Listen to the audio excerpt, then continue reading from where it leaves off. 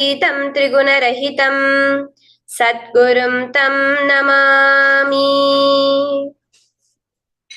Welcome to Nityanand Yoga, where we transcend the limits of conventional practice and dive deep into the source of our being, drawing from the original source of yoga itself. Today, we're embarking on a journey of a simple 308 asanas, the Dvitiya Vinyasa Krama. But it's not just about contorting the body or mastering complex postures. It is about connecting in oneness with the cosmos. Your body will be like wax, moldable and pliable.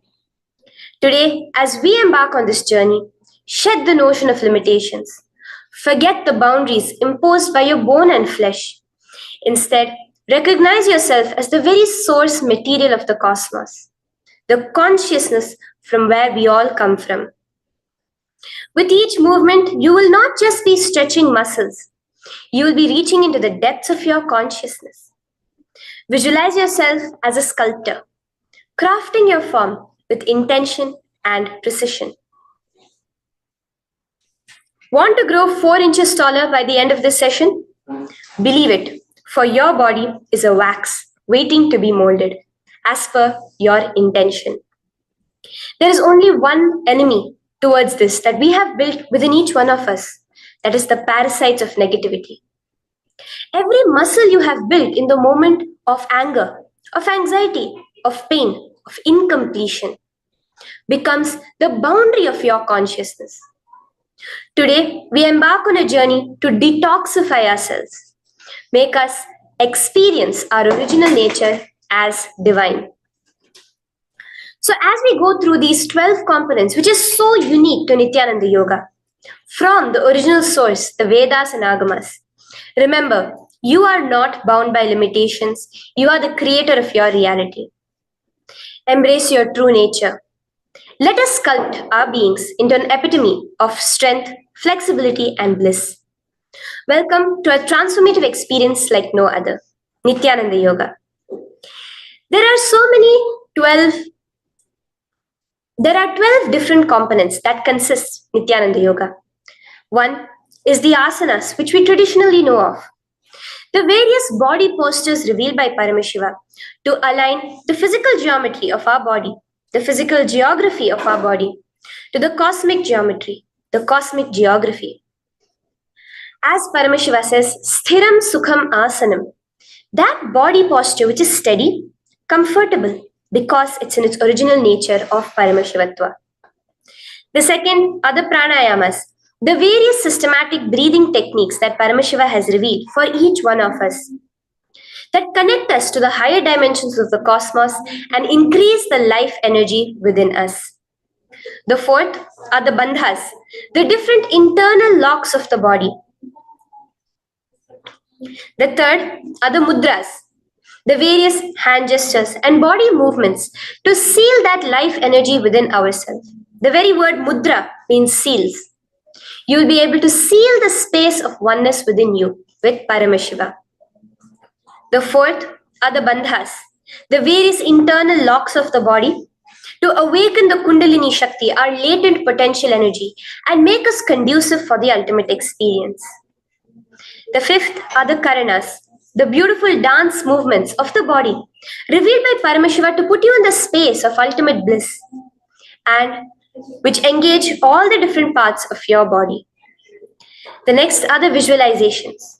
As Swamiji says, the intention with which you move your body manifests as your reality.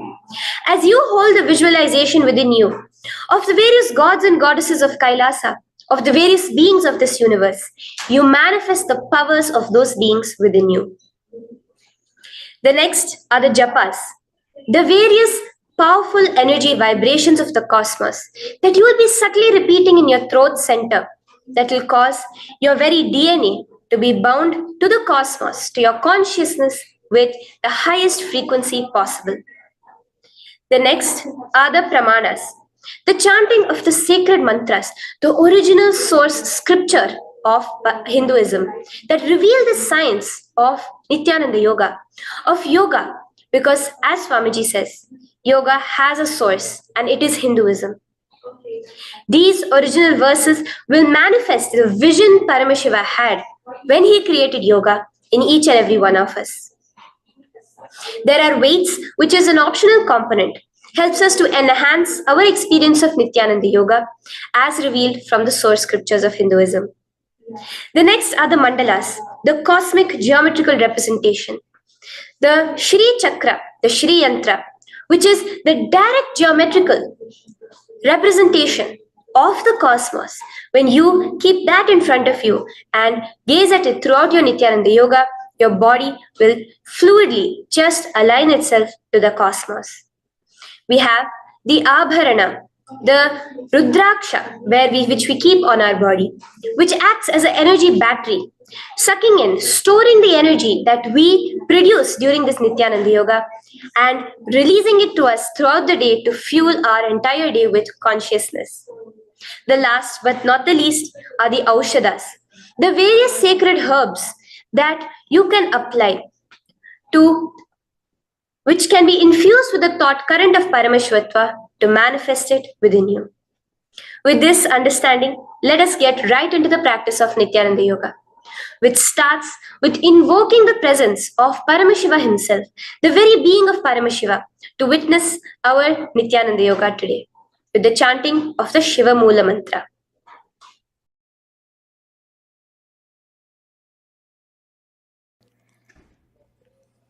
Let us now chant the Shiva Moola Mantra 11 times internally.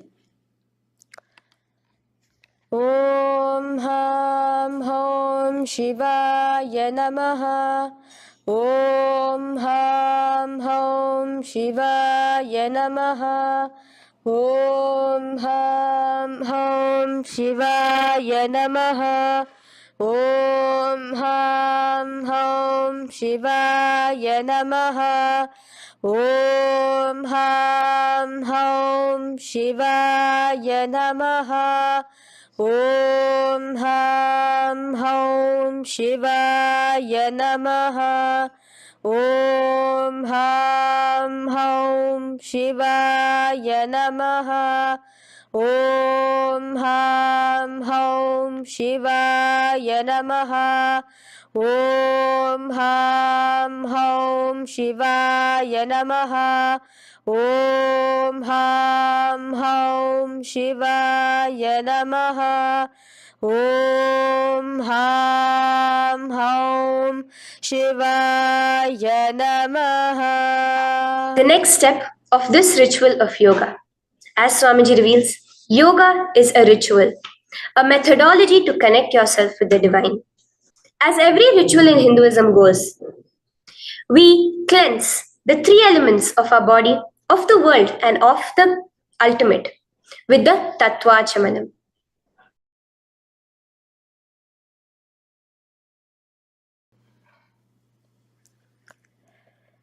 The next is the Tattvachamanam. So now I request all the participants to have the Panchapatram and the Uddharani, the traditional cup and the spoon filled with some fresh water. Now,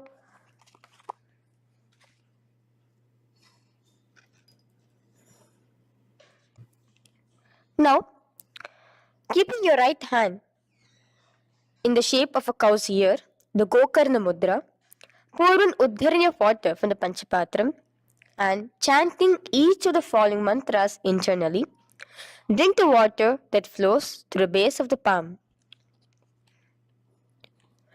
Om Atmatattvam Shodayami Svadha. Om Vidyatattvam Shodayami Svadha. Om Shivatattvam Shodayami Svadha. Wash your right hand with water from the Panchapatram. Now, chanting the following mantra internally, wipe the upper and lower lips twice using the base of the right hand thumb, moving the hand from right to the left of the lips. Om Ham Hridayaya Namaha. Wash your right hand with water from the Panchapatram. Now, with the tips of right hand index middle and ring finger touch above the upper lips and below the lower lips. Wash your right hand with water from the Panchapatram. Now, with the tips of right hand index finger and thumb joined together, touch your right nostril, left nostril. With the tips of right hand ring finger and thumb joined together, touch your right eye, right ear, left ear. Wash your right hand with water from the Panchapatram. Now, with the base of the right hand thumb and little finger, touch the navel, right chest, left chest. With the right hand, fingertips together, touch the top of the head, right shoulder, left shoulder, and your heart center. With that, we have the Sankalpa. The Sankalpa, the manifestation of our conscious intention. What is it today each one of us want to manifest through Nityananda Yoga? Hold that in your inner space. Through this conscious intention, which directly happens with the blessings, with the grace of the Supreme Pontiff of Hinduism, Bhagavan Sri Nityananda Paramashivoham, you will just see your intention manifesting as reality.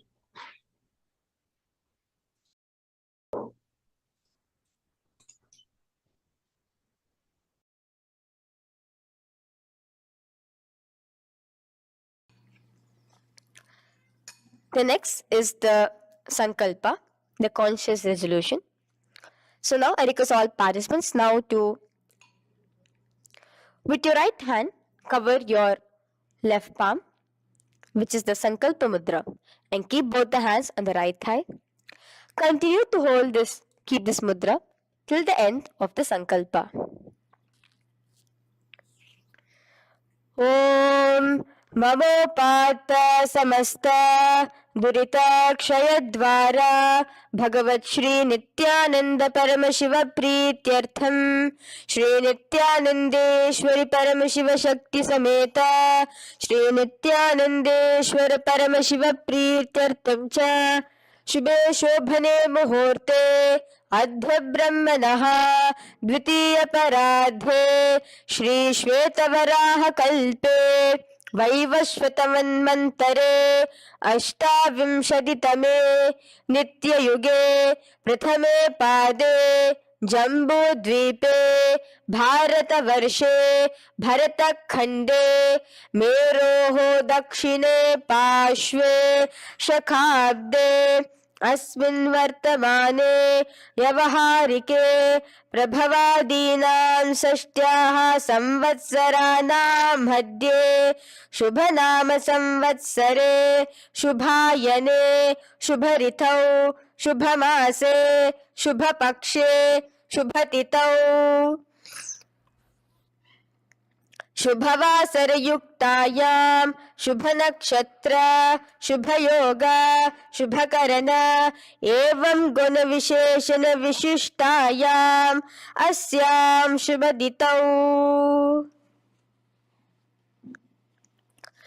Shri कैलासोन्नत द्वादशांत Shyamala पीठारूढ़ Shri Meenakshi सुंदरेश्वरा भिन्न स्वरूप परशिव पुत्र रत्न कुमार गुरुमन्य तुल्यावतार श्री पार्वती स्तन्यपान लब्ध दिव्य ज्ञान विश्रुत सकल निगमागम सारभूत द्राविड वेद प्रवक्त्रे श्रीमत् परम शिव करुणा समधिगत मुक्तामय चतुरश्रयान गीयमान छत्र चामर श्री चिन्ह काहलादि समस्त बिरदावल्यलंकृत ज्ञान विज्ञान चक्रवर्ती सर्वजन संग सद्यो निर्वाण दीक्षा व्याप वर्ग वर्ष विश्रान जीमूत परमत कलभ केसरी शैव सिद्धांत स्थापनाचार्य श्री राजाधिराज पांड्य महाराज गुरु क्षपन शाक्यादि महांधकार निवारण ज्ञान भानु वीक्षणा नरहार ध्वजोच्छेदन पूर्वक श्रीमद वृषभध्वज स्थापक शैव समय कर्त्रे सर्वज्ञ पीठारूढ़ श्री जगद्गुरु श्री ज्ञान संबंध देशिक स्वामी वागीश सुंदर माणिक्य वाचक स्वामी नाम अवतार भूत श्री ज्ञान संबंध स्वामी पुनरुद्धृत श्यामला पीत सर्वज्ञ पीत त्रिनवद्युत्तर द्विशततम गुरु महासन्निधान अरुणगिरि योगीश्वर परंपरागत अरुणाचल सर्वज्ञ पीठ गुरु महासन्निधान कैलास परंपरागत कांची कैलास सर्वज्ञ पीठ त्रयस्त्रिंशदुत्तर द्विशततम गुरु महासन्निधान नित्योत्सव नित्य मंगल नित्य कल्याण नित्य रजित कैलास परंपरागत आदि कैलास नित्यानंद पीठ महासंस्थान महासिंहासन पीठ कर्तृ साक्षात् श्री परम शिव समुद्भूत कैलास परंपरागत वैवस्वत मुनि इक्ष्वाकु हरिश्चंद्र भगीरथ श्रीरामचंद्र सूरसेन इत्यादि अनवच्छिन्न सार्वभौम चक्रवर्ती परंपरागत चतुष्षष्टि योगिनी मंडित चतुष्षष्टि संप्रदाय प्रवर्तक मनुधर्म शासन सूर्यवंश प्राप्त सर्वज्ञ पीठ सुरांगी साम्राज्य मूढ़ाभिषिक्त चूड़ामणे साक्षात् श्री परम शिव समुद्भूत कपिल महागुरु पुनरुद्धृत महानिर्वाणी पीठ अष्टोत्तर सहस्र श्री महामंडलेश्वर साक्षात् श्री परम शिव समुद्भूत श्री महागणपति समारंभ अनवच्छिन्न पीताधीश्वर गुरु परंपरा प्राप्त अतल पीता अष्टोत्तर सहस्रतम अष्टोत्तर सहस्र श्री अतल पीताधीश्वर धर्म मुक्ति स्वर्गपुर स्वर्ण पीता त्रयोविंश गुरु महासन्निधान कैलास परंपरागत आदिपीठ सर्वज्ञ पीठ जगद्गुरु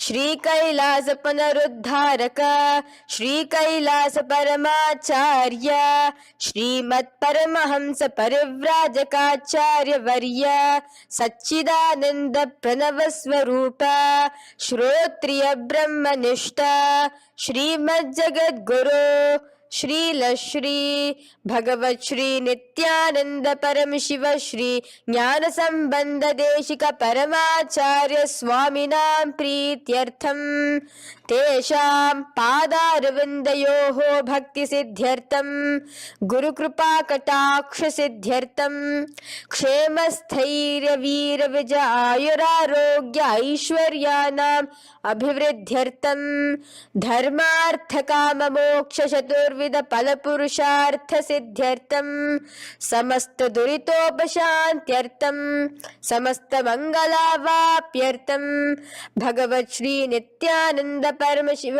प्रसादेन सकुटुंबस्य ज्ञान वैराग्य जीवन मुक्ति प्राप्त्यर्थम भगवत श्री नित्यानंद परम शिव कृपा कटाक्षेण पूर्ण आरोग्य युक्त दृढ़गात्र यौगिक शरीर सिद्ध्यर्थम परम शिव शक्ति आविष्करणार्थम नित्यानंद योगाभ्यासं करिष्ये.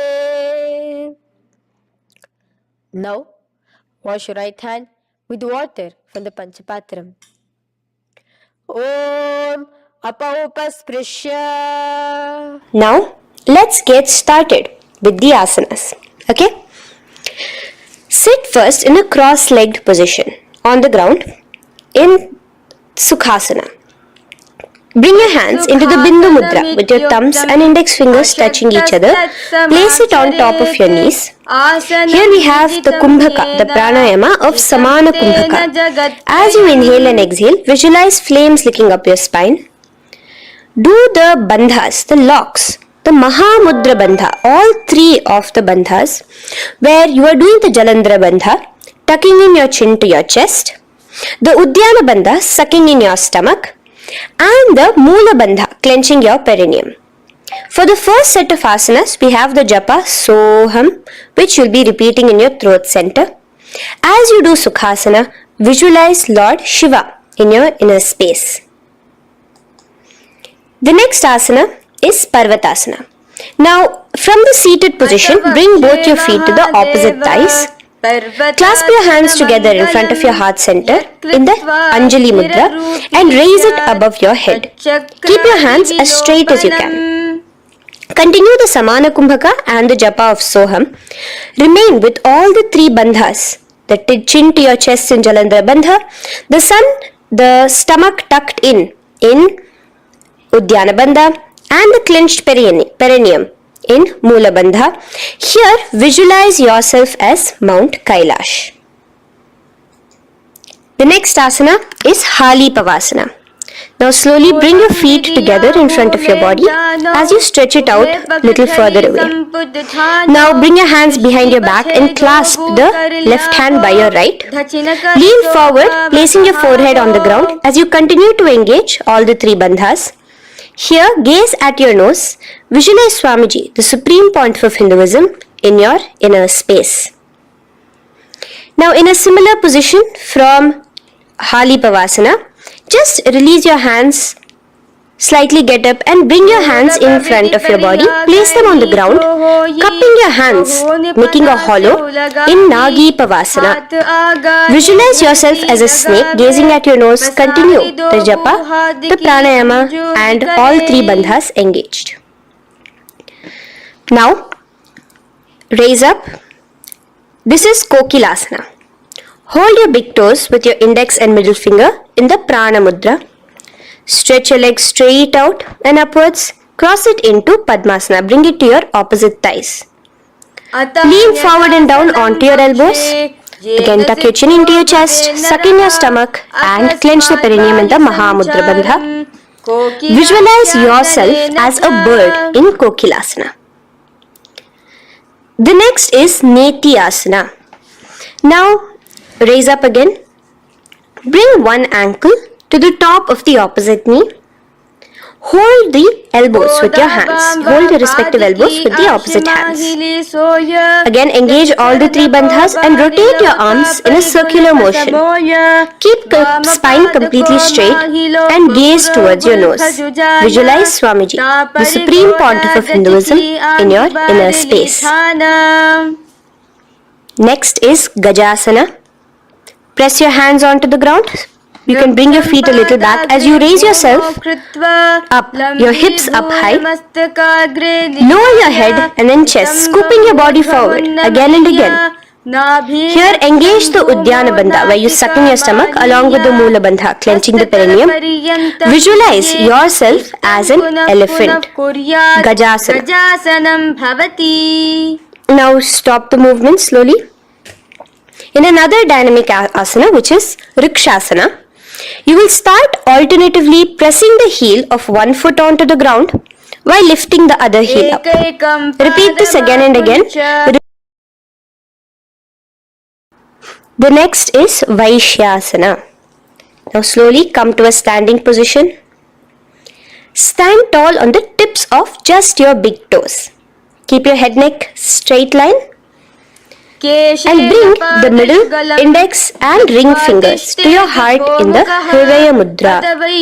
Continue engaging the Udyana Bandha. Visualize Swamiji in your inner space. Here we have a very interesting movement, which is the Karanas, the dance movements. So the first Karana is Urdhva Janu Karana, which literally means the raised knee. So now stand in the Aramandi position, which is your heels touching together, the toes facing outwards, almost at a 45-degree angle. Bend your knees low and keep both your hands at your chest, elbows parallel to the ground. Twist one knee towards the center of your body. Raise it up, back across the body back to the original position. Simultaneously with the leg movement, follow it with your respective hand, up and across the body.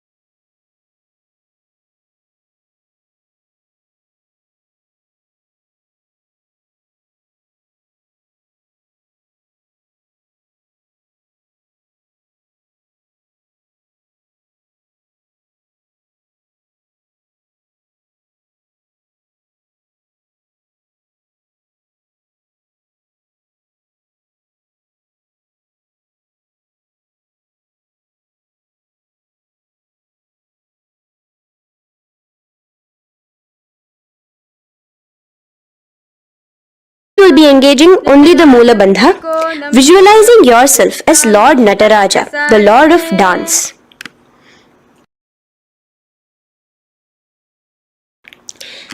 Now again let's repeat Balalingasana on the other side with the other leg. Pull it up towards your chest with the hands in the Sarva Vashankari Mudra. Engage all the three bandhas as you visualize yourself holding and caressing a baby. Now pull your foot back into Padapidanasana on the other side. Remain with all the three bandhas engaged. Visualize Swamiji in your inner space. And lean forward. Now, hands stretched in the Bindu Mudra into Natarajasana. Balance there as you visualize yourself as Lord Nataraja. Now, come back to a standing position. Release your leg. Gain your balance. As we enter into the Ardharechita Karana. Now again bring yourself to the Aramandi position. Heels together, toes pointed outwards and knees bent. Now from this position, bring your right foot onto the tips of the toes behind the left heel. The heel should be up. Bring your left hand towards your chest, parallel to the ground again, and extend the right arm out and wide like a pendulum. Bring it back towards your chest. Now while your arm is swinging, remember to move your fingers one by one inwards towards the palm and then outwards. Now place the right hand over the nose. Uncross your ankles. Let's do this on the other side also. Cross the left ankle behind and stretch the left hand out like a pendulum.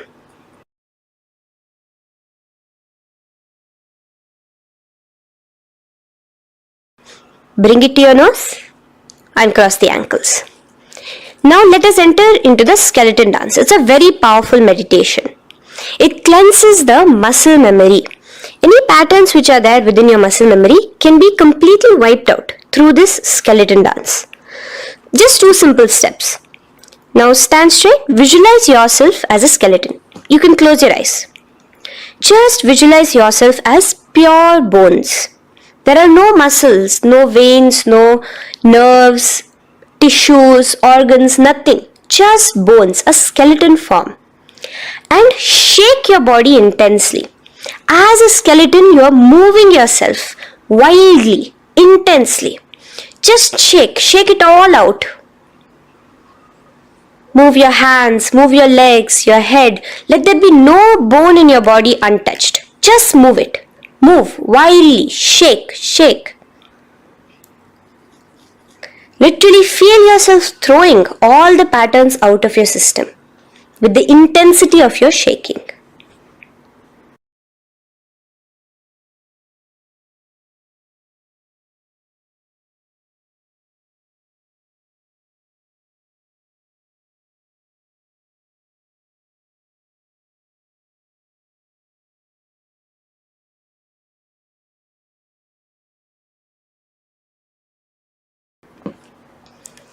Now slowly calm down.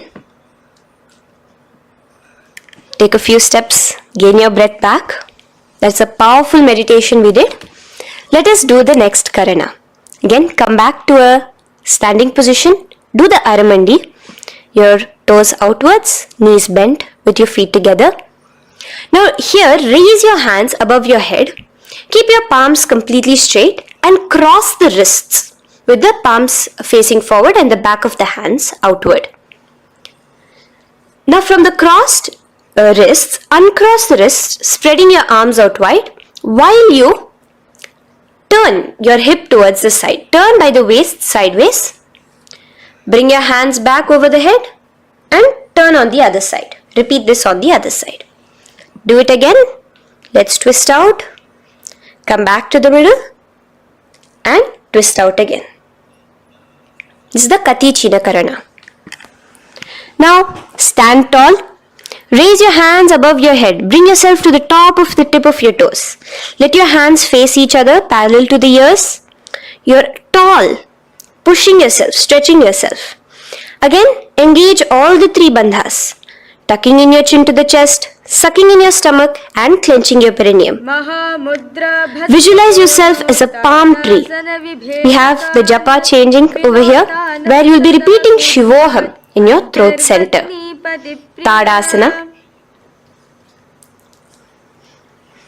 Now, as we enter into Uttanasana, relax and lean forward, bringing your hands on by the ground next to your feet. Keep your palms flat on the ground. Try your best.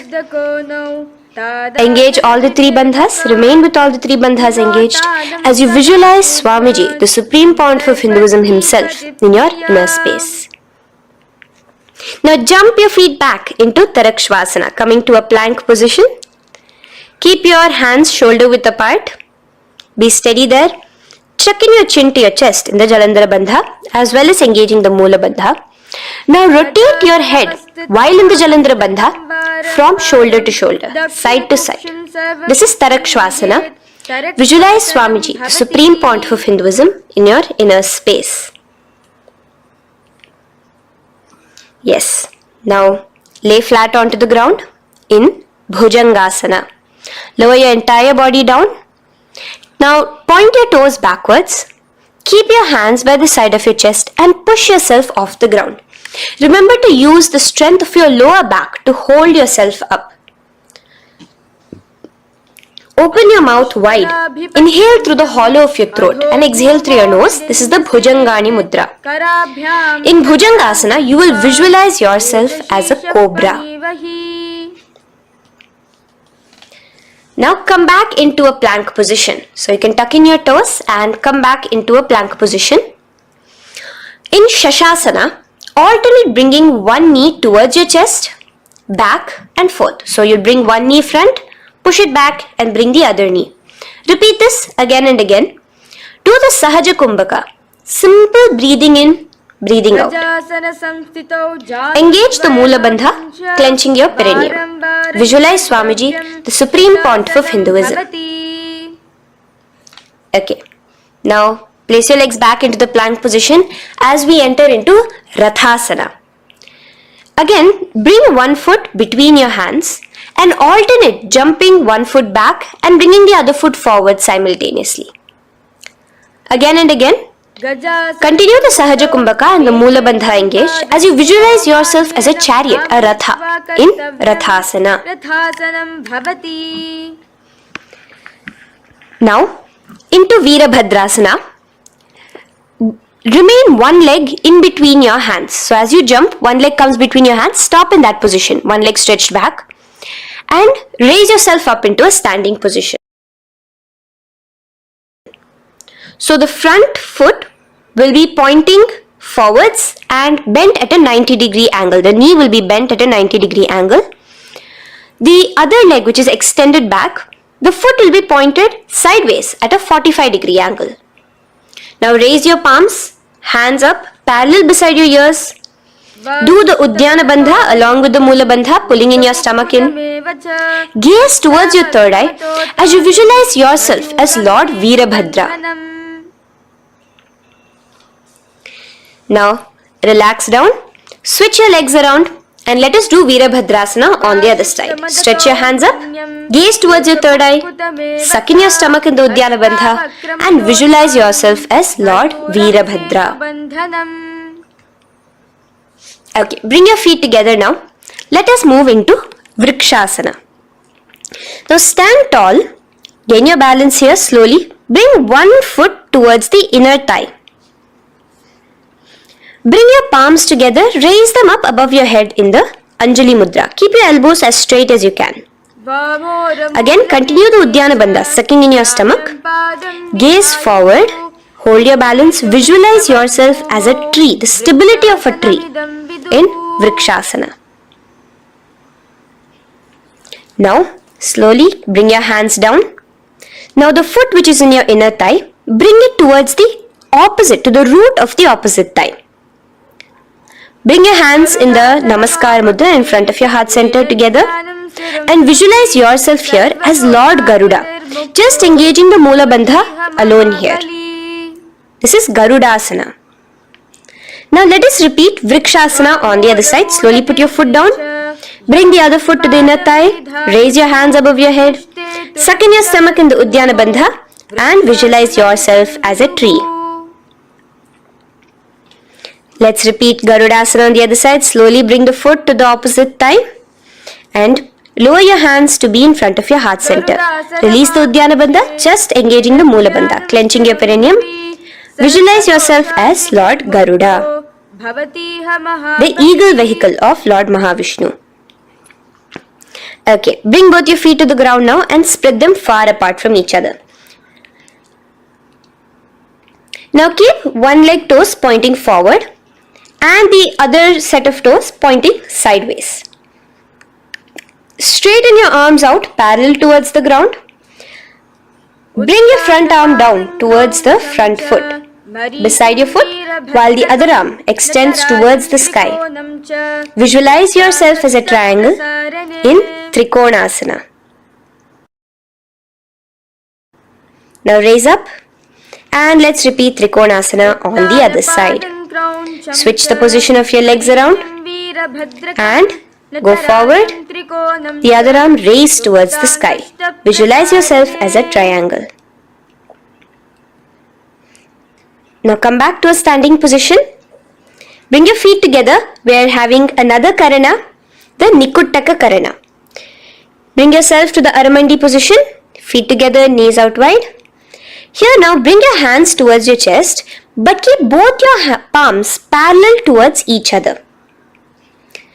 Bring your right foot onto the toes with the heels up, and simultaneously bringing the right hand towards the top. Now drop the right foot, simultaneously lifting the left foot onto the toes, and switch the hands position. Now the left hand is on the top and the right hand is on the bottom. Repeat, and let us do this repeatedly. Okay, relax now, come back to a straight position and sit down onto your toes. Sit on your heels with your toes on the ground, knees raised up off the ground, together in front of you in Angushtasana. Bring your hands together in the Namaskara Mudra in front of your heart center. We have a very interesting pranayama over here, which is the Bhramari Kumbhaka, where you will be subtly buzzing like a bee as you do this asana. The japa we will be entering into is Sadashivoham. In Angushtasana, engage the Moola Bandha as you visualize Swamiji, the Supreme Pontiff of Hinduism, in your inner space. Now in the same position, slowly bring your hands to the ground. Balance yourself as you stretch one foot forward, sitting on the heel of one foot and the other foot stretched forward, toes pointed upwards.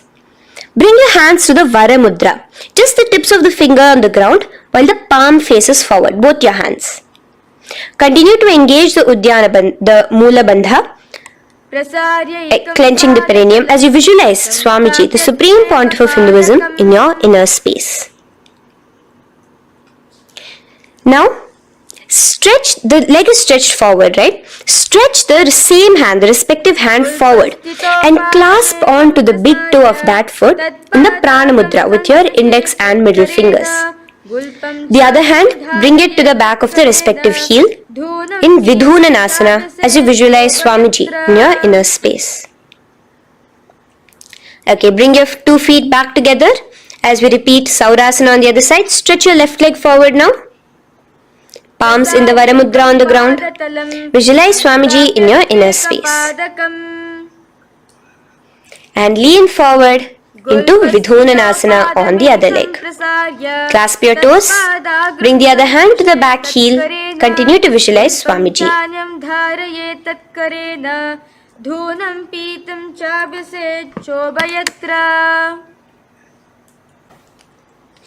Now bring your 2 feet back together as you continue to sit on the heels, getting a nice toe workout here. Balance on your toes, bring your knees together in front of you. Now place your palms on top of the respective knees with the hands facing upwards, the palms facing upwards. Leave a slight gap between your palms and knees. As you gaze forward, engage the Jalandhara Bandha, tucking in your chin to your chest, and look between the gap between your hands. Brahma Jurankushasana. The next is Kapilasana. Now spread your knees wide and place them onto the ground. Keep your hands on the respective knees. Pull your stomach in and up in the Uddiyana Bandha. Gaze towards your nose as you visualize yourself as Maha Kapila Muni, the first man that ever started thinking. In the same position, just release that Uddiyana Bandha. Release the lock of the stomach, but continue to clench your perineum in Mula Bandha as you switch your gaze to your third eye. So from your nose, switch your gaze to the third eye. Visualize Swamiji, the Supreme Pontiff of Hinduism, in your inner space. Bhadra Gorakshasana. Next is Suryasana. Now, your toes are tucked. Just lift your knees off the ground, wide apart. Bring your hands together in the Padma Mudra with the little fingers and thumbs joined together. Engage the Uddiyana Bandha, suck in your stomach and raise your hands up tall above your head. Slightly lean back as you look towards the gap between your hands. Visualize Lord Surya in your inner space. Now relax, slowly bring your hands to the ground. Sit on top of your heels, the toes flat. Here, keep your hands on top of your knees and lift your tongue up against the roof of your mouth in the Manduki Mudra. Do the Sahaja Kumbhaka, simple breathing in and out. Engage the Mula Bandha, clenching your perineum. With the Japa Sadashivoham, repeating in your inner space, here you will visualize yourself as a frog in Mandukasana. Your tongue pressed against the upper palate. Is your frog-like tongue catching the nectar of immortality dripping from your Sahasrara Chakra? Gaze towards your third eye in Mandukasana. Now from here itself, moving into Uttana Mandukasana. Just bring your hands to the opposite shoulders, remaining in the same seated position. Continue with the Uddiyana Bandha engaged, gazing at your third eye. The Manduki Mudra, tongue pressed against the top of your palate, visualizing yourself as a frog in Uttana Mandukasana. Slowly bring your hands out from behind your back. Now slightly raise up and cross your ankles behind you. Sit on top of your crossed ankles. Keep your knees wide and your fingers spread on the top of your knees, both your hands. Open your mouth wide and stick out your tongue, exhaling forcefully. Gaze at the tip of your nose. Repeat this several times because you're visualizing yourself as a lion in Simhasana. The next asana is Bhadrasana. Now you can release yourself and uncross your ankles. Just keep your toes crossed behind you. Again, sit on top of your heels, keeping your knees wide apart. Cross your hands behind your back, hold on to the big toes in the Prana Mudra with your index and middle fingers. Apply the Jalandhara Bandha, tuck in your chin to your chest along with the Mula Bandha, sucking in your perineum. As you gaze towards your nose, here, resume the Brahmari Kumbhaka, buzzing like a bee subtly in your inner space as you visualize Swamiji, the Supreme Pontiff of Hinduism, in your inner space. Now, bring your hands out from behind you. As you bring yourself to a squatting position. Keep your feet flat onto the ground as close together as possible, but your knees opened wide. Bring your body in between your knees, your torso in between your knees, and take your arms in and around your knees towards the back, clasping your fingers, interlacing your fingers behind you in the Parashu Mudra. Gaze towards your nose. Visualize yourself as a crow in Kakabhusandhi Asana. The next asana is Kani Pavasana. Unclasp your hands and place them flat onto the floor. Keep them shoulder width apart for good balance. Now, slowly bring your knees to the back of your arms, above the elbows. Lean your chin forward and down. Keep your gaze steady as you lift your feet off the ground. In Kani Pavasana, visualize Swamiji, the Supreme Pontiff of Hinduism, in your inner space. Now in the same position, slowly lower your head to the ground and stretch your legs up high, forming a tripod between your two hands and your head in Kapali asana. Gaze at your nose, continue the Brahmari Kumbhaka, continue engaging the Moola Bandha and the Japa of Sadashivoham. Visualize Swamiji in your inner space. The next asana is Parshva Mayurasana. Slowly bring your feet down. Yes, relax. And now squat on your toes with your knees together and twist your body. Place both the hands to one side of your knees. Now bring one of your elbows to the knee and the other of your elbows towards the hip. Lean onto your arms, balance, extending your legs out to the side. Gaze towards your third eye, visualizing yourself as a peacock. In Parshva Mayurasana, as you do the pranayama, the Rechaka Kumbhaka, let your exhalations be prolonged and your inhalations be slightly shorter. Now relax, bring your feet to the ground and bring your body to the other side of your knees as you repeat Parshva Mayurasana on the other side. Lean forward, stretch your legs, gaze at your third eye, visualize yourself as a peacock. Now let's do Bhairaganathasana.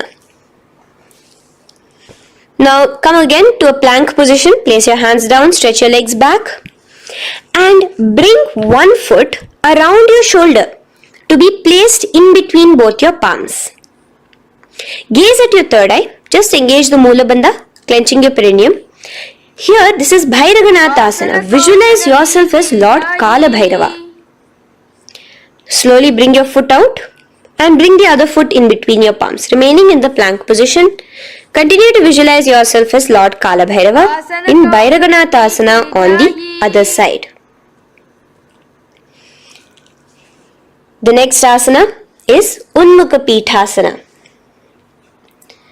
Now from the same plank position, bring your forearms onto the ground. Be steady as you walk your feet closer towards yourself, forming like a slight mountain. In Unmukha Pithasana, gaze at your third eye. Continue the Rechaka Kumbhaka. Visualize Swamiji in your inner space. The next asana is Vashishthasana. Now, just raise yourself onto one of your hands. So, release your forearms off the ground and raise yourself onto your right arm. And keep your body completely parallel to the ground as you raise your left arm straight above your head. Visualize yourself as Rishi Vashishta as you do the Vashishthasana. Gaze towards the hand on the top. Now slowly bring that hand down. As you switch the hands, bringing your right hand up towards the sky. Balance there, completely straight on your toes. As you visualize yourself as Rishi Vashishta, the Guru of Bhagavan Sri Rama. Now, bring your feet forward into Anjani Asana. So here you will be sitting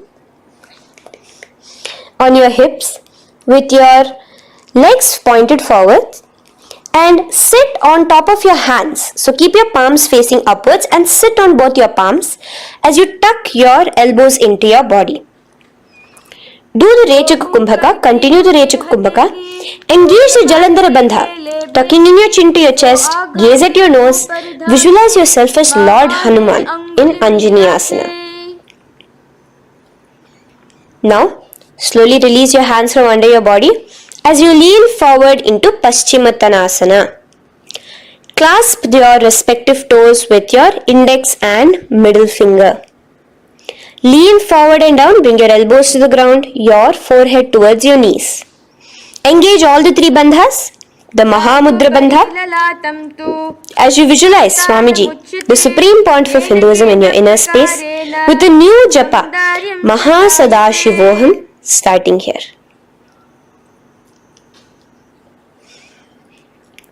The next is Ugrasana.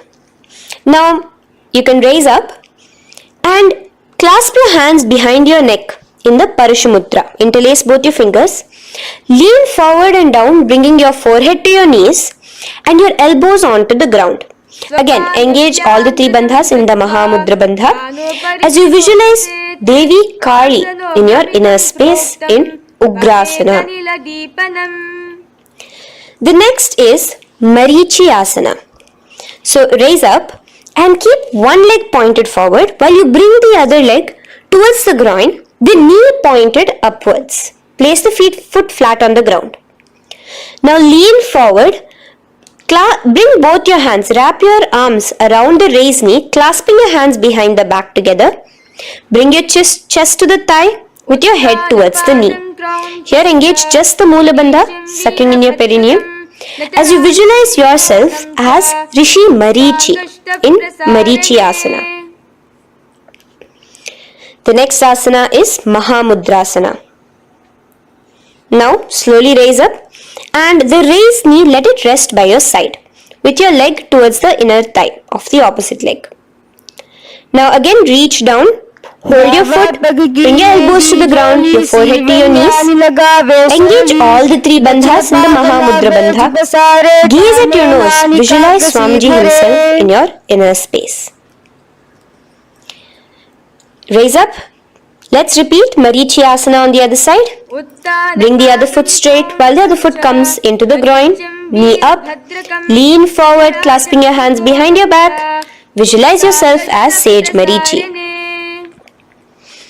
Now from here, raise up, engage all the three bandhas as you let your knee fall to the side. Lean forward, clasping the foot. Gaze at your nose. Visualize Swamiji in your inner space in Mahamudrasana on the other side.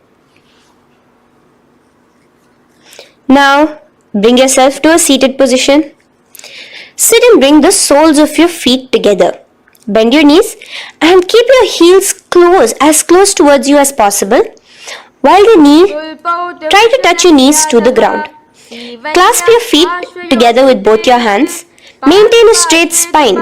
Gaze towards your nose in Bhadrasana 2. Visualize Swamiji, the Supreme Pontiff of Hinduism, in your inner space. The next asana is Gwali Pavasana. Now, keeping your feet together, just bring your hands towards the respective knees. Just lightly place them there. Tuck your chin to your chest in the Jalandhara Bandha, continuing to engage the Moola Bandha, clenching your perineum. As you gaze at your nose, visualize Swamiji, the Supreme Pontiff of Hinduism, in your inner space. Now, push your soles slightly further away from you. The joined feet, push it further away from your body. And lean forward, keeping both your hands, the fingers inside of the feet. Hold the soles of your feet. Lean forward and down. Bring your forehead to the ground. Gaze at your nose. Visualize the Yoni Mandala in your inner space. In Joni Asana. The next is Midiki Pavasana. Raise up. Stretch your arms out wide beside your body as you lean forward, your arms going over your knees. Bring your forehead to your feet. Continue to gaze at your nose. Visualize Swamiji, the Supreme Pontiff of Hinduism, in your inner space. Now, in Siddha Samadhi Asana, raise yourself up. Now, put your forearms underneath the calves of the respective legs. Let your palms face up towards the sky as you bring your head down to your feet. Gaze at your nose as you visualize Lord Surya in your inner space in Siddha Samadhi Asana.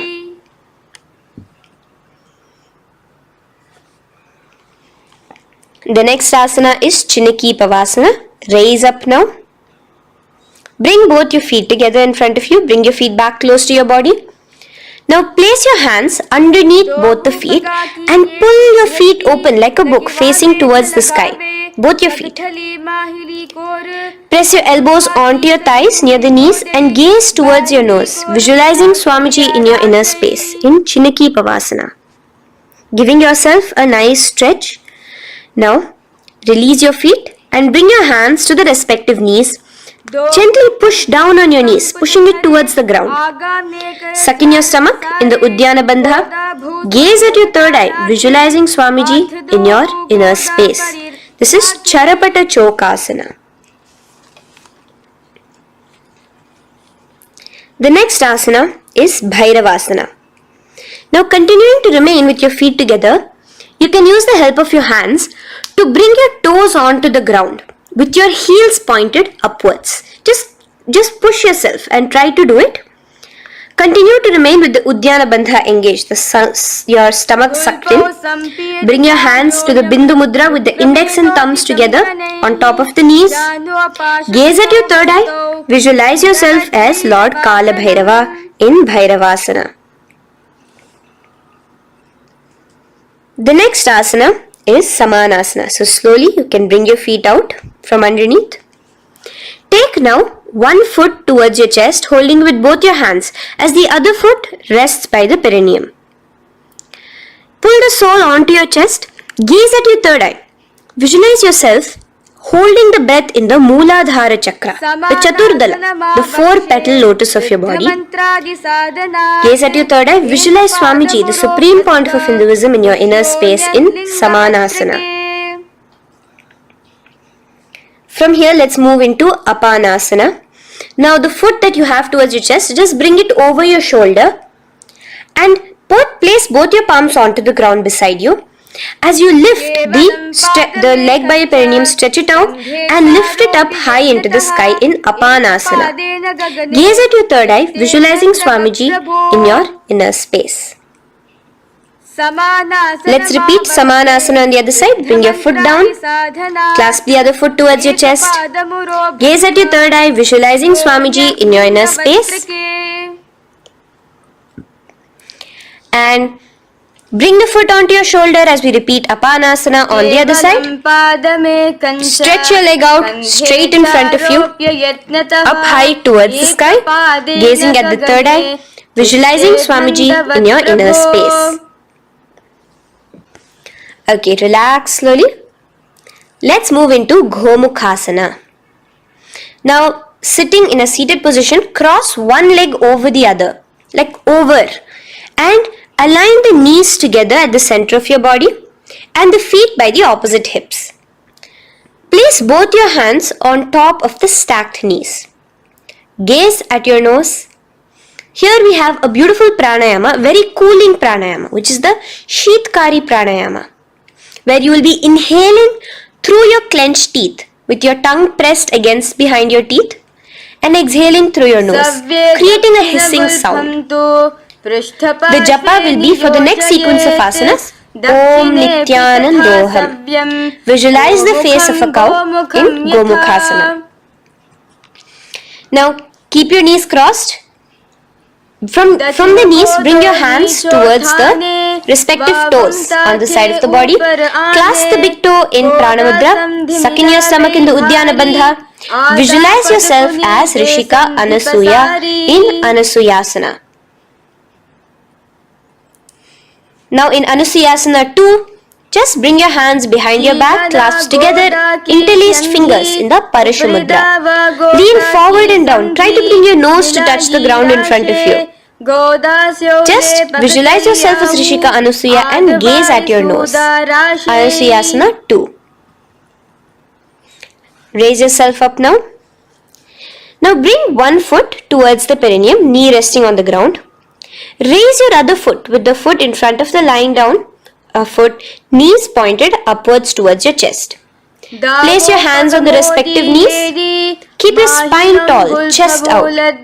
Gaze at your nose. Visualize yourself as Lord Garuda, the eagle vehicle of Bhagavan Mahavishnu. Garudasana 2. From here, moving into Naradasana. Now, keep both your hands, bring both your hands behind your neck and clasp them in the Parashamudra. Interlace your fingers behind your neck. Twist outward of the raised knee. Just keep your whole body outside of the raised knee. Gaze towards your third eye, visualizing yourself as Devarishi Narada in your inner space. From Naradasana, let's enter into Matsya Pithakasana. Place one foot on the top of the opposite thigh. Wrap your respective arm across the knee, holding on to the opposite shin. Extend the opposite hand straight. Hold on to the respective toe with the index and middle fingers in Prana Mudra. Gaze towards your nose. Visualize Matsyavatara, the fish form of Bhagavan Mahavishnu in your inner space in Matsya Pitakasana.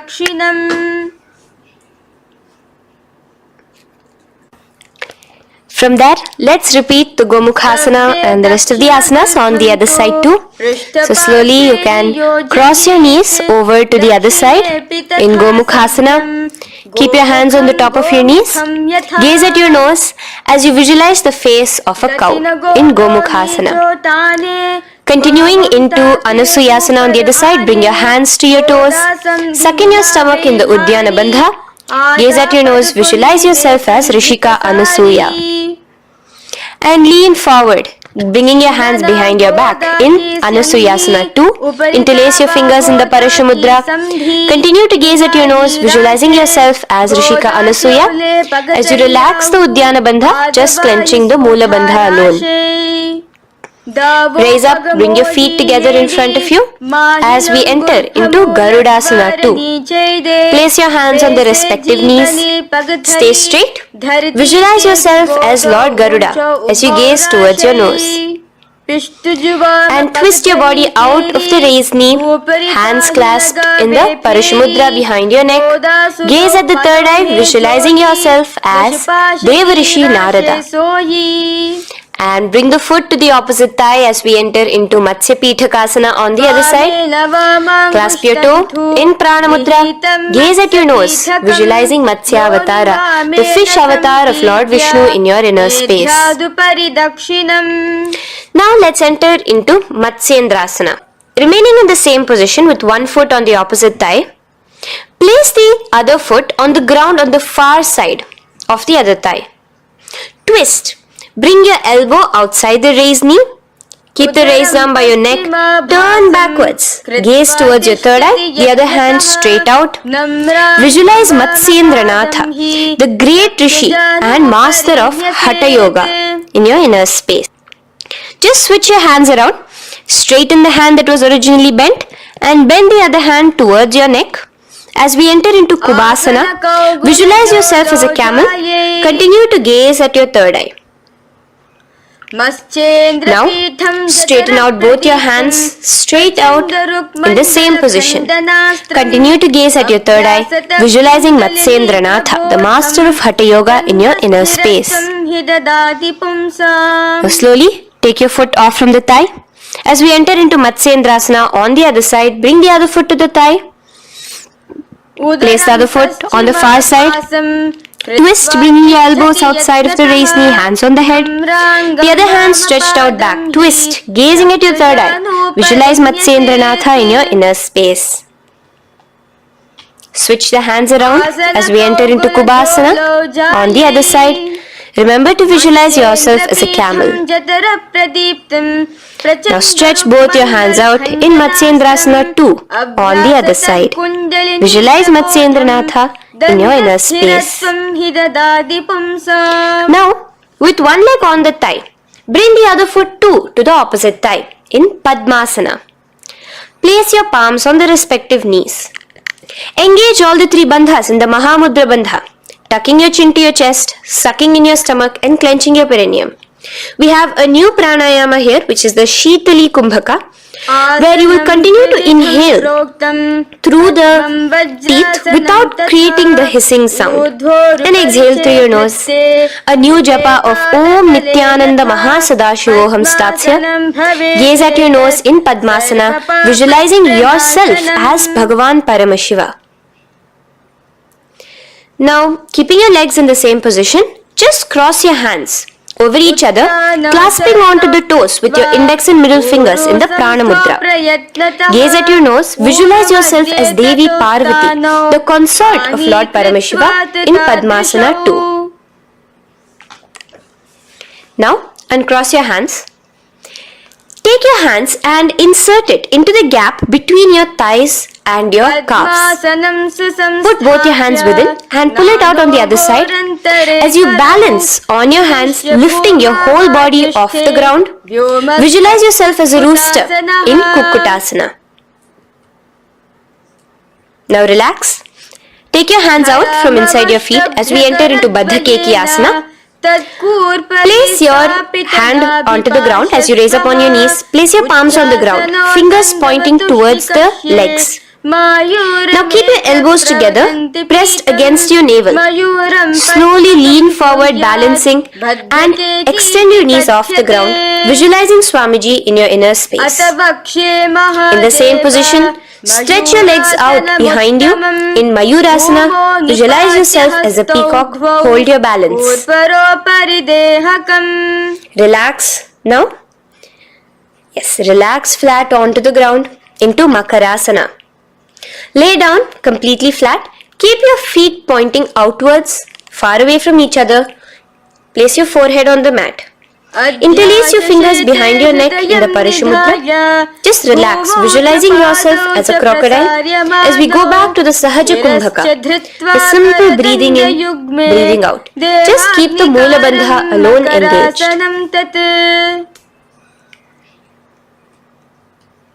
The next asana is Shalabhasana. Now lay on your stomach and place your hands on the ground beside the chest. From the laying position, raise your legs up. Use your core strength to bring your thighs off the ground. Visualizing yourself as a locust in Shalabhasana. Relax your feet down and bring your hands to your feet, pulling your feet down towards the ground beside your hips. In Ushtrasana, visualize yourself as a camel. Now slowly kick your legs back. Rise your hand is clasping your feet. Pull your feet towards the sky, lifting your chest and thighs off the ground. In Dhanurasana, gaze at your third eye. Visualize yourself as Paramashiva's bow. Relax slowly and come up to a sitting position. In Bhagasana, sit on both your knees with your head, neck and spine straight. Clench your perineum in the Moola Bandha. Place your hands on top of your knees. Gaze towards your third eye, visualizing Swamiji, the Supreme Pontiff of Hinduism, in your inner space. From here we enter into Gohyasana. We have a couple of headstand postures here, so get yourself ready. Now place your forearms on the ground with your fingers interlocked. Ensure your elbows are at shoulder width for the best balance. Place the top of your head on the ground, holding your head with your hands. Slowly walk your toes forward until your hips are in a straight line with your shoulders, and just kick your feet up slightly. Make sure not to lose your balance. Keep your knees bent together at your chest. Toes pointed upwards. Gaze to your nose, visualizing Swamiji in your inner space. From here, stretch your legs out into Shirasasana, continuing to hold the balance there as you continue to gaze at your nose, visualizing Swamiji in your inner space. Bring your feet to the ground. Relax slowly. The next asana is Podhyasana. So come to a seated position. Bring your hands behind your calves, stretching your legs up and your forehead to your knees. Visualize Swamiji in your inner space. Here we have a new Kumbhaka, which is the Bhastrika Kumbhaka, where you will be exhaling forcefully, making the sound of a bellows. Podhyasana. The japa for this next series is Om Nityananda Paramashivoham, the Mahavakya. Relax yourself. Continuing to remain balanced with your legs up, just bring your hands to the opposite shoulders. In Parighasana, visualize yourself as a mace as you gaze towards your third eye. Now relax. Keep your elbows and palms onto the ground as your legs are raised. Visualize yourself as a boat in Naukasana. Continuing to gaze towards your third eye, remember to continue the Bhastrika Kumbhaka. Forceful exhalation. Now, continuing to keep your balance, just bring your hands to your feet and scoop your hands underneath the heels, pull it towards the chest. Keep your spine upright, gaze towards your nose. Visualize yourself as Lord Rudra in Rudrasana, the most ferocious form of Paramashiva. Now lay on your back. So you can remove your hands from underneath your feet and lay on your back. with your feet flat on the ground, knees pointed upwards. Now place your palms down. Just let your fingers touch the back of your heel. Do not clasp your feet. Lift your hips up. Lift your hips up high, pressing the feet onto the ground. Chin tucked to the chest in the Jalandhara Bandha automatically. Gaze at your nose, visualizing Swamiji in Unmukha Pithasana 2. Now lay onto the ground in shavasana. Just lay completely flat with your palms facing upwards by the side of your body. Just unclutch from any movement happening within you. Visualize your body is dead. The Supreme Pontiff of Hinduism, Swamiji, is just liberating you. Just let your awareness, your energy completely pervade your body in the Shakti Chalan Mudra as you continue to vibrate with the Mahavakya.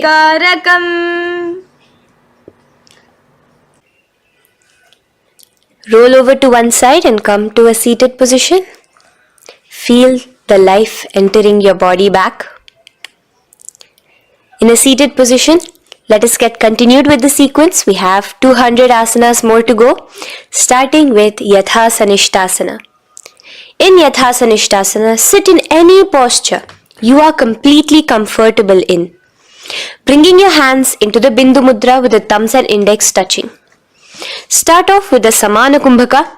As you're inhaling and exhaling, feel flames licking up your spine.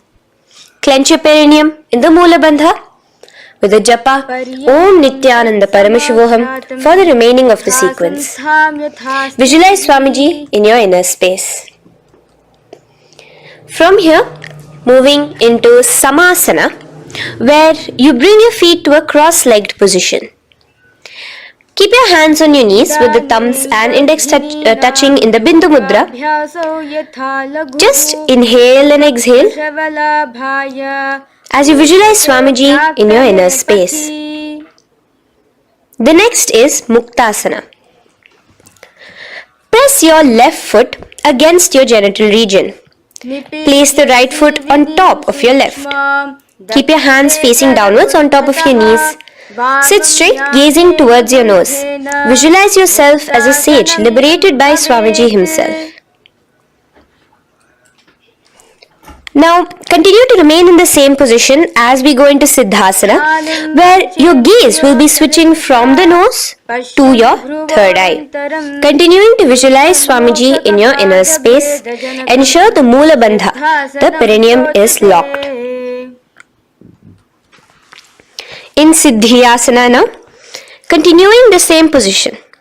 Engage all the three bandhas, sucking in your stomach, bringing your chin to your chest in the Mahamudra Bandha. Switch the gaze to the ground in front of you from your third eye. Visualize Swamiji in your inner space.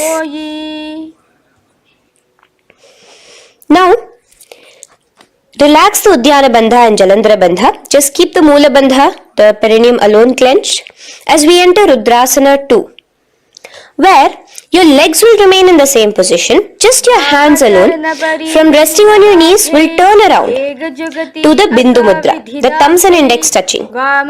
Gaze towards the third eye, visualize yourself as Lord Rudra, the fierce dimension of Paramashiva. The next is Santadhunasana. Keep your hands in the Bindu Mudra, your legs crossed in the same position as you switch your gaze from your third eye to your nose, visualizing Swamiji, his tranquility, unshakable nature. Now, relax the Bindu Mudra, keep your legs in the same position, and bring your hands to your navel, cupping one palm over the other in the Samputa Mudra. It looks sort of like a lotus bud. Continue to visualize Swamiji in your inner space in Siddhasana 2. The next asana is Bandha Yoni Asana. Maintaining one heel over the other in the same position of the legs, bring your hands to your face in the Shanmukhi Mudra. So just listen carefully now. Bring your little fingers beneath the bottom lip of both hands. Your ring fingers above your upper lip. Your middle fingers closing your nose, your nostrils. Your index finger covering your eyes. And your thumbs pressed into your ears. This is Bandha Yoni Asana, visualizing Swamiji in your inner space.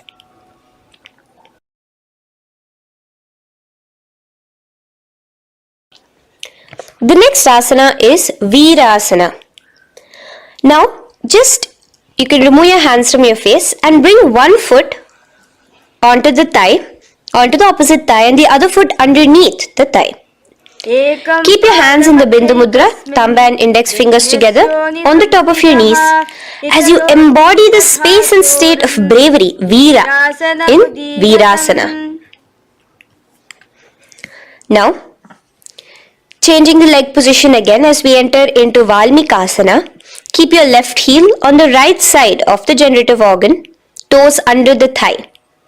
Keep your right foot on top of the left leg, toes by the knee. Again, bring your hands into the Bindu Mudra on top of the knees. Gaze towards your third eye. Visualize Rishi Valmiki, the first poet and author of Ramayanam. The next asana is Joni Mudrasana. So you're going to remain here as you switch your gaze to your nose, visualizing the Yoni Mandala, a beautiful formation, divine cosmic geometry, representing Devi, Shakti, a symbol of the creative energy of the universe in Joni Mudrasana. In the same position, switch your gaze to your third eye, continuing to visualize the Yoni Mandala in your inner space. Now, let's move into Bhadrasana 3. So bring your feet, the soles of your feet together, uncross them and bring them together in front of your body. Hold it with both your hands, pulling it against you. Push your knees down towards the ground. As you gaze at your nose, suck your stomach in the Udyana Bandha. Visualize Lord Veerabhadra in your inner space. Bhadrasana 3. In the same position, we are entering into Aghorasana, where your left hand will rest on top of the left knee, while your right hand comes towards your face. Now, do the Khechari Mudra, where you are bringing your tongue towards the upper palate, gazing towards your third eye. Now, with your right hand, cover your mouth, close the left nostril with your index finger, inhale through the right nostril. Close both the nostrils, hold your breath and exhale through the left nostril in the Abhyantara Kumbhaka. Repeat this on the other side. Visualize yourself as an Aghori, completely dedicated to Paramashiva in Aghorasana. The next asana is Kaneri Pavasana. So you can distance your feet a little away from your body. As you lean forward, place your elbows onto the soles of your feet and rest your chin on your palms. Gaze at your nose, suck your stomach in Udyana Bandha. Here, continuing with the Rechaka Kumbhaka, where your exhalations are prolonged than your inhalations, visualizing yourself as a female elephant drinking water in Kaneri Pavasana. The next asana is Parasana. So now, come to a seated position, raise yourself up and keep your knees raised. Bring your hands underneath your knees, between your calves and thighs, and clasp them together. Interlace your fingers in the Parashamudra in front of your navel. Lift your feet off the mat. Visualize Swamiji, the Supreme Pontiff of Hinduism, in your inner space as you gaze at your nose in Parasana. The next asana we'll be moving into is Gopi Chandasana. Now, take your hands out from in between the feet as you let your feet rest on the ground. Take your hands out from underneath your calves. Interlace your fingers around the feet with the soles of the feet together and raise it up towards your chest. Rest your knee on top of your feet. Gaze at your nose. Embody the state and space of a king in Gopi Chandasana. The next asana is Udarasana. So now just quickly release your legs, bring your hands underneath your calves and hold on to your feet again from inside out, both your feet together. Bring your feet up to your chin, resting your chin on top of the interlaced fingers. Bring your feet to your chest, gaze at your nose, visualizing your body, the Supreme Pontiff of Hinduism, free from any defects in Udarasana. same position, just lift your legs up towards your head. Let the top of your hands come towards the top of your head, your forehead. And this is Vishishtasana. Visualize yourself excelling in everything in this posture. Now, slowly relax. Keep your hands underneath your shins as you take your hands up to the shoulder, pulling your hand and interlacing your fingers behind your neck. In Bhujasana, visualize yourself as a cobra. The next asana is Kalyanasana. So in the same seated posture, bring your hands around from behind your neck, remove them and put them around your back, interlacing the fingers behind you. Gaze at your nose. Visualize yourself as a beautiful, auspicious goddess in Kalyanasana.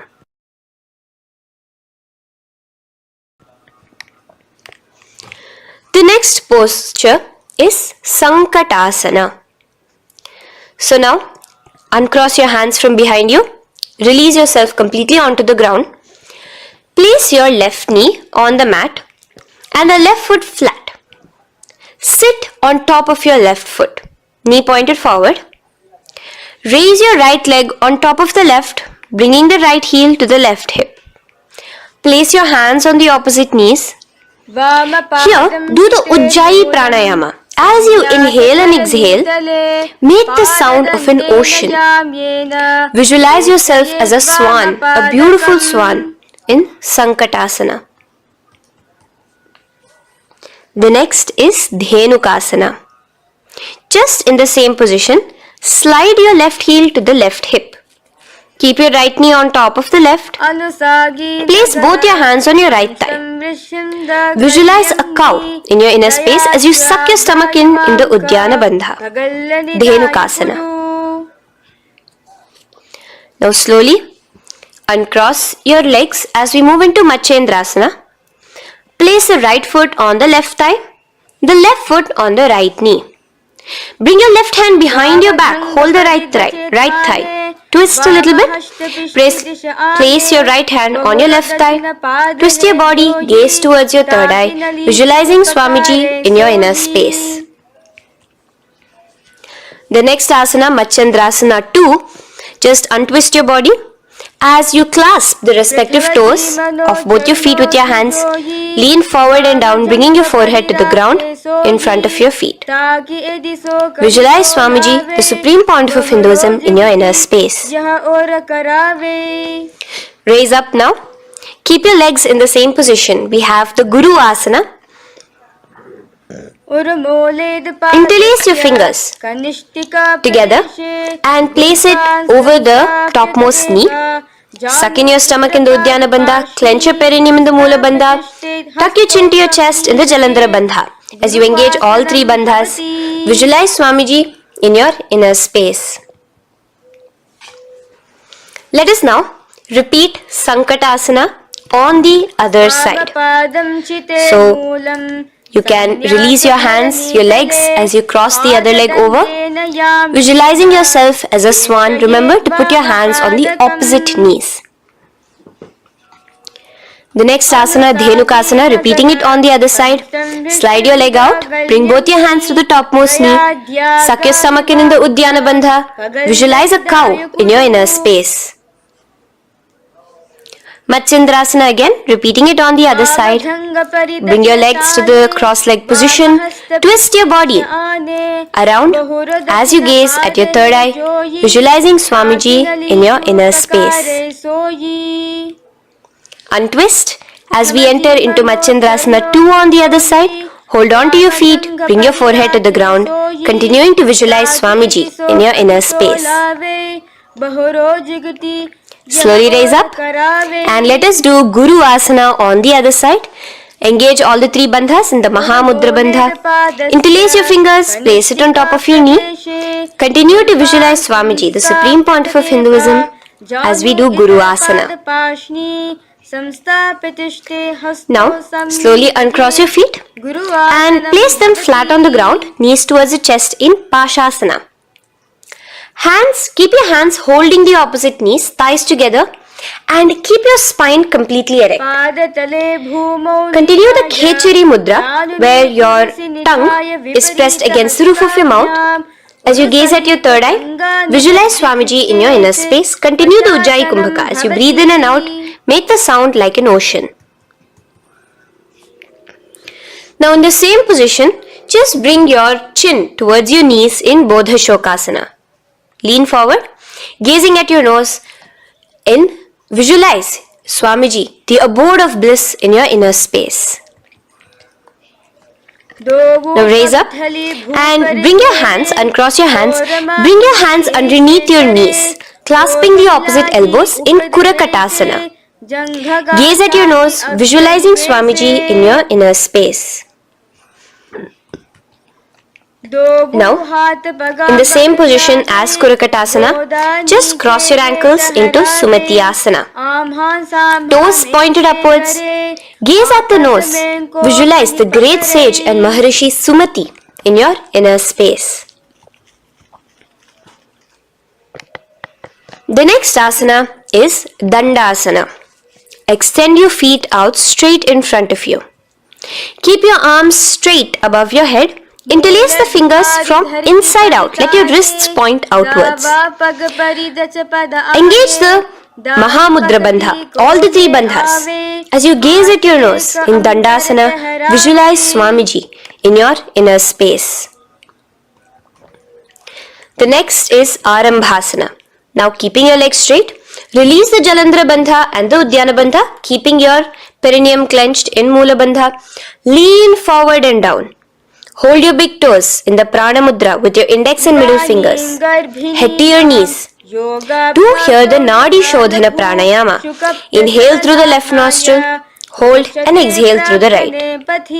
Visualize Swamiji in your inner space. The next is Bhidokasana. So slightly raise your body up and bring your hands underneath your knees, extending your knees slightly up. Keep your heels a bit apart from each other and clasp your feet. Bring your shoulders down, wrapping your hands around your legs. Gaze towards your third eye, visualizing Swamiji in your inner space. So from here, let's enter into Jalandhari Pavasana. So you can actually remain in the same position with your hands underneath your calves and just bring the soles of your feet together. You might want to bring your body closer. Place your head on top of your feet with the palms facing upwards on the ground. Gaze at your nose. Visualize Swamiji in your inner space. Now slowly bring your hands out from underneath and come to a seated position. Stretch your legs out as we enter into Urdhva Paschimottanasana. Here we have a new Kumbhaka, the Pratyahara Kumbhaka, where you will feel your breath coming from your Mooladhara Chakra up to the Brahmarandra above the Sahasrara. This is the Pratyahara Kumbhaka. In Urdhva Paschimottanasana, extend your legs out, lift one foot behind your neck and lean forward and down towards your foot, visualizing Swamiji in your inner space.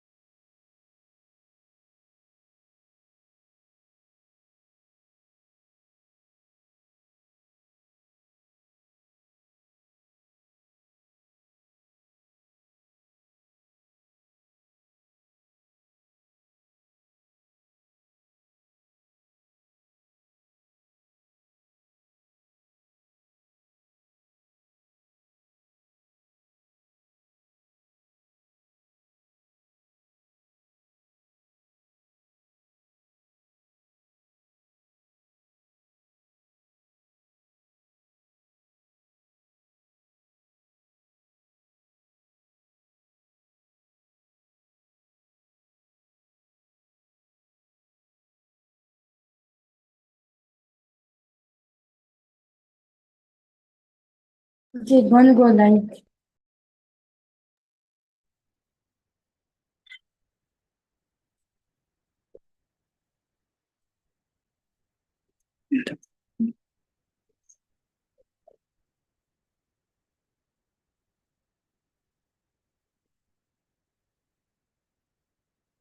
Is someone going for offering Meditative? It's like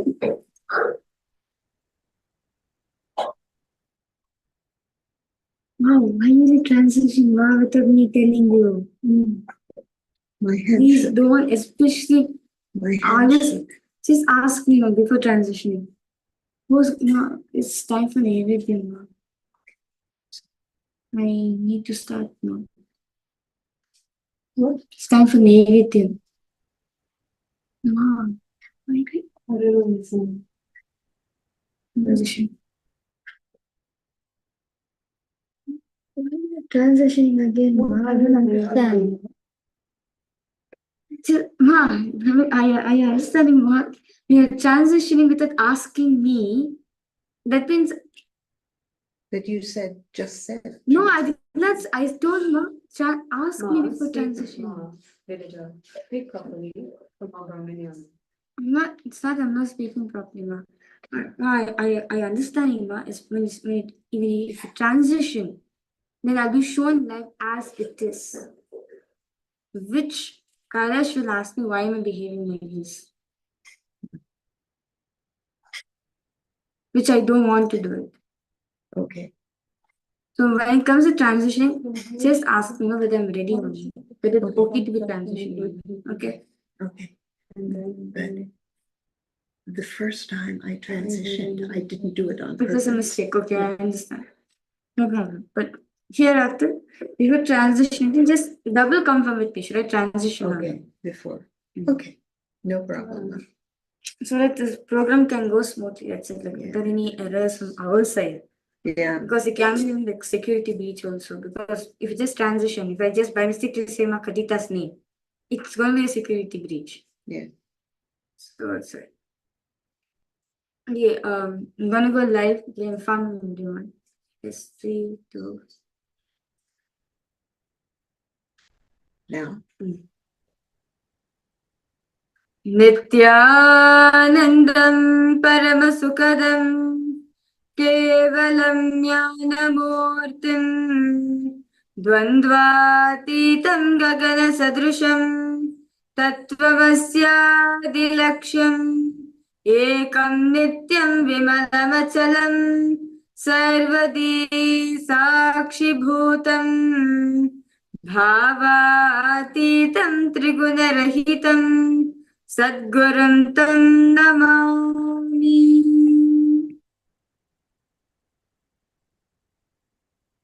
Nityanandam, welcome all the participants and all the viewers for the day 17th of the Paramashivoham program.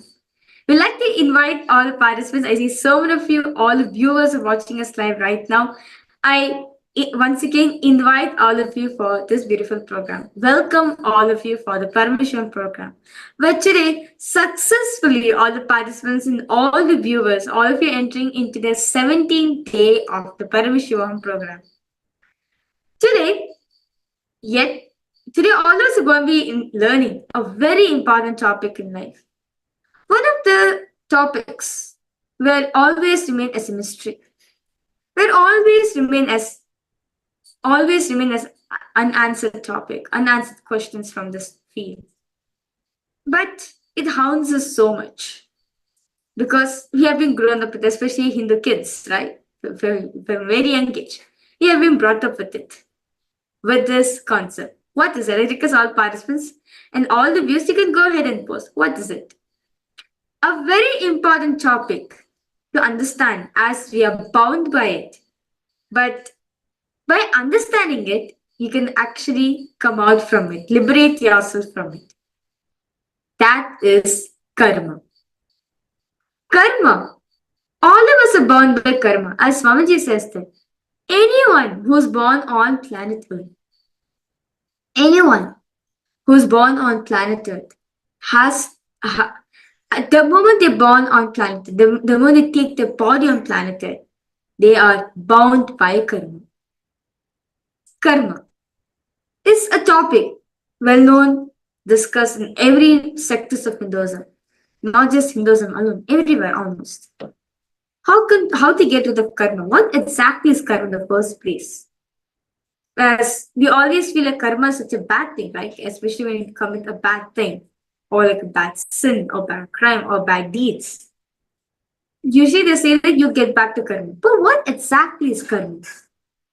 Today, the avatar Swamiji is going to be decoding that for all of us and getting to understand what is karma, how to get rid yourself from karma, how to liberate yourself from karma and stop accumulating more and more karmas in you. Today's topic is about understanding the karma, all the dimensions of human existence. What are they bound to the moment they are taken birth in this planet? Karma. And without any further delay, let's now enter into today's program. Just right now, all the participants, all of you had a very beautiful, intense Nityanand yoga, right? Where all of you did 108 asanas, the sequences. I request all participants to post how was the experience, how was the Nityanand yoga for each and every one of you. You can post if did they enjoy. How was it for all of you? You can post your experience. Or if you have any questions, any doubts you have regarding of the yoga, do feel free to reach out to us in the chat section as we're always available. Understand all the participants and all the viewers is watching us, whether in any levels of the program, whether level 1, level 2, or level 3. We're continuously available for all of you. So if something is stuck or you want to get some clarity or anything, do feel free, reach out to us immediately and we will get back to you on how to experience your spiritual journey through Paramashivoham. Yes. I request all participants to post how was the yoga for all of you. You can post like did you enjoy any questions you have.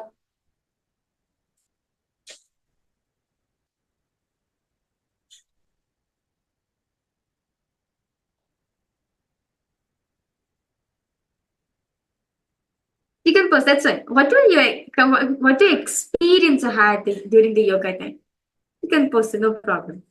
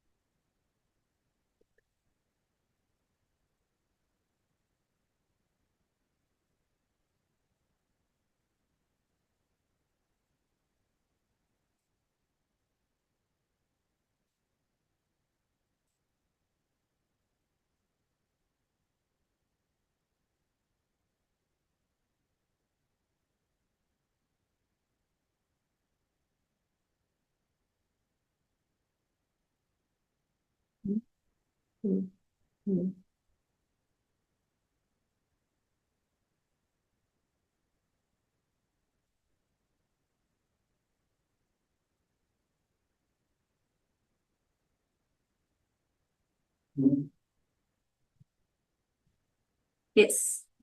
How is it for other participants? So because all of you to post your experience. That's whatever you have, whatever experiences you have.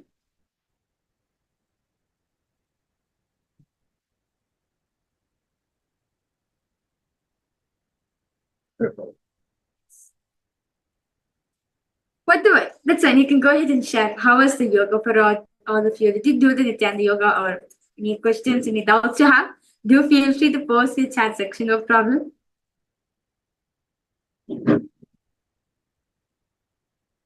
Okay. So with that beautiful yoga, see, understand all the participants. See.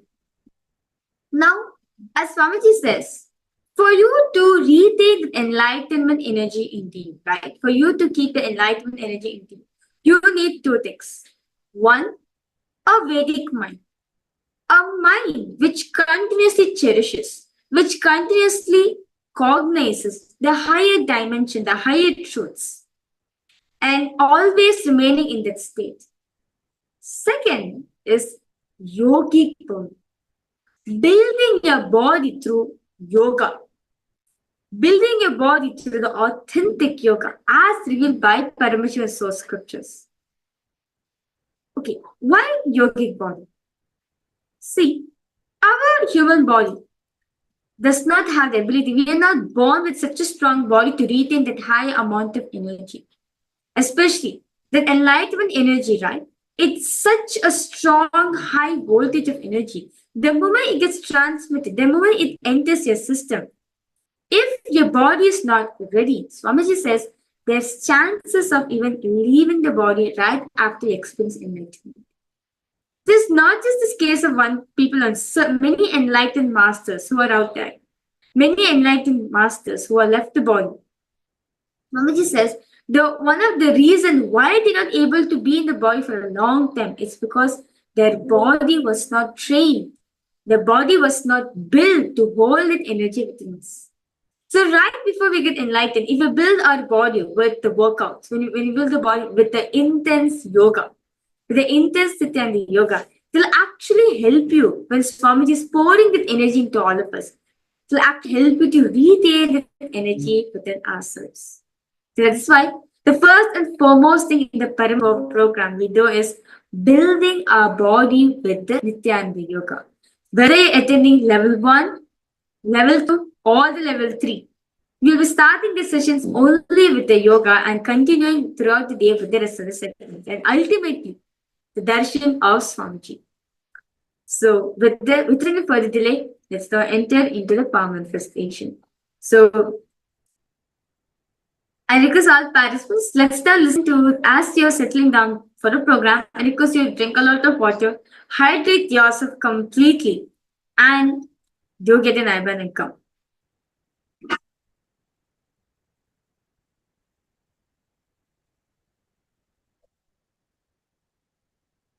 So let's now listen to the source scriptures, the Shri Pramana, on what Paramashiva said about this power of third eye reading. Very beautifully, it is taken from the Vijnana Bhiro Tantra, Sutra 34, Dharana 11. Paramashiva says, Kapalanta mano nisa tishtan mili talochanaha kramena manasodardhyat lakshayet lakshamuttamam. The meaning goes very beautifully that by fixing the mind on the inner space within the crown center and sitting stably with any movement, having the eyes closed in succession, by the stability of the mind and inner space, through the power of the third eye, one directly sees the ultimate goal, election, by having the vision beyond the sight that reveals any object or place, attaining the space of oneness with the source Paramashiva. And not just that alone.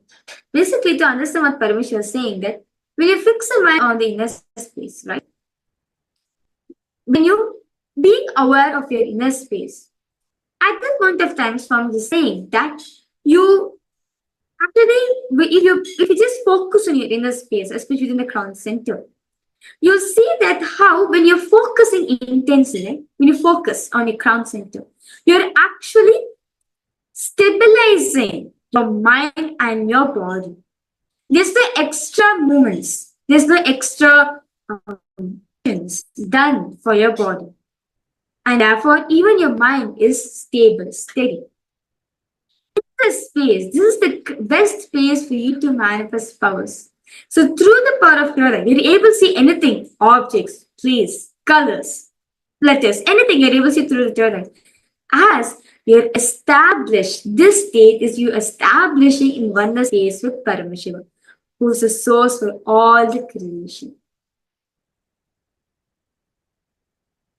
And Bhagavan Sri Krishna also speaks about this in the Bhagavad Gita, chapter 11, verse 8, where Paramashiva, where very beautifully Bhagavan Krishna says, Natumam shakyase drashtum anenaiva swachakshusha divyam dadamite chakshuhu pashyame yogam aishwaram.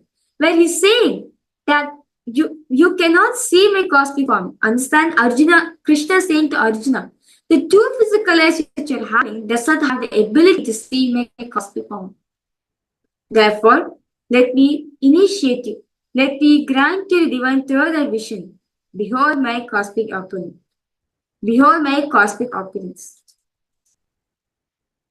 And understand, in the 11th chapter of the Bhagavad Gita, which contains a detailed description of Sri Krishna's cosmic form, as Arjuna sees Krishna through his journal. And Swamiji was experiencing the same thing. When Swamiji was the age of 12, Swamiji was sitting and meditating on the deepest secrets of Hinduism. Swamiji was seeking the source of everything in him. In that same, Swamiji realized he was able to see the whole 360-degree vision. 10 directions, everything was able to see. And not just that alone, he was able to feel, experience all of that asana. Whether the skin of the stone on which he was sitting, the shrubs, bush, animals, insects, the whole city of Tiruvannamalai, Swamiji could feel himself. Swamiji could feel everything as part of him, as one with him. As the idea that something was outside Swamiji and inside Swamiji broke, as there's nothing for Swamiji to gain from outside, as everything was inside Swamiji. So first Swamiji realized that he was able to see through the third. And immediately next moment he realized not just he was able to see, he was able to feel, experience all of that as him. So without any further delay, I request all the participants and all the viewers to please settle down. Let's now enter into the power manifestation. Yes. So I now request all participants to please close your eyes and tie your eyes with the eye band.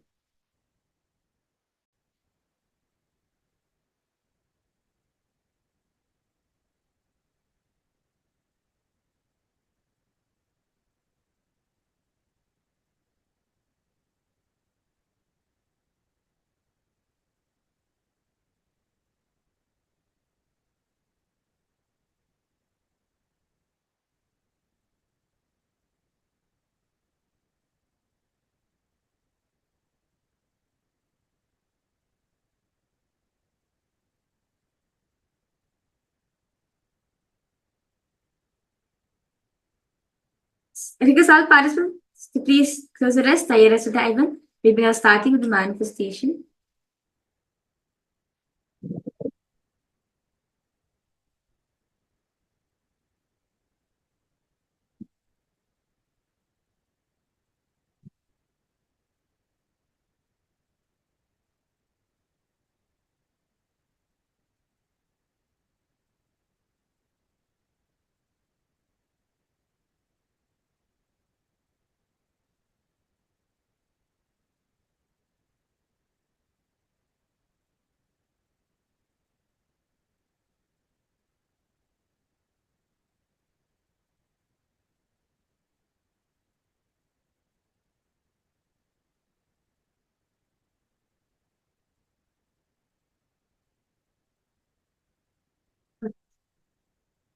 Now, close your eyes. Visualize Swamiji in your space. The beautiful form of Swamiji. Visualize him in your inner space.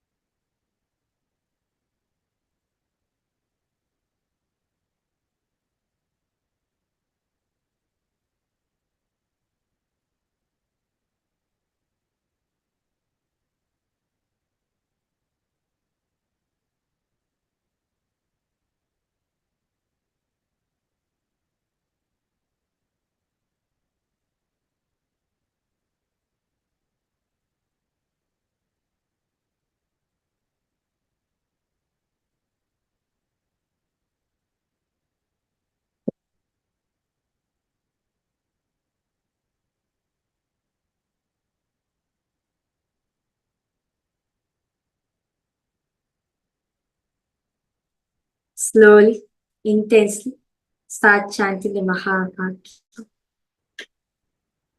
Om Nityananda Paramashivoham Om Nityananda Paramashivoham. Om Nityananda Paramashivoham.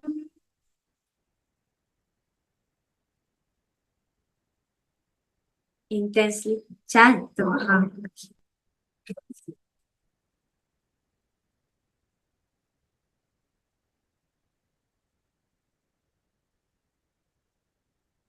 Now, for all the participants, a picture is going to be projected for all of you.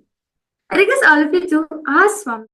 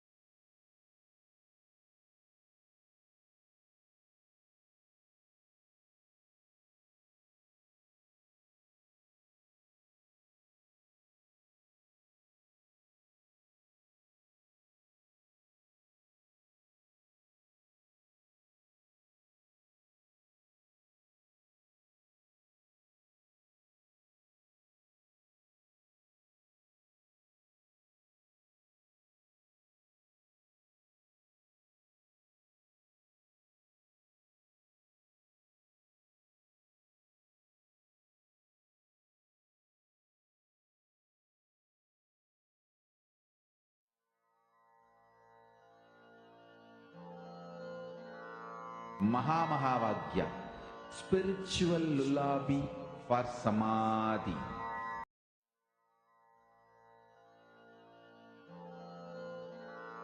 Mahavagya, spiritual lullaby for Samadhi.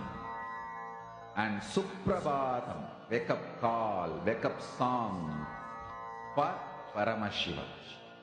For Paramashiva to manifest. With this one spiritual powerful cognition, chant this Mahavagya.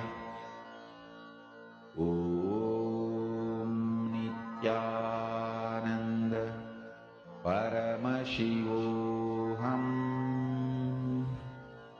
Om Nityananda Paramashivoham. Om Nityananda Paramashivoham. Om Nityananda Paramashivoham. Om Nityananda Paramashivoham.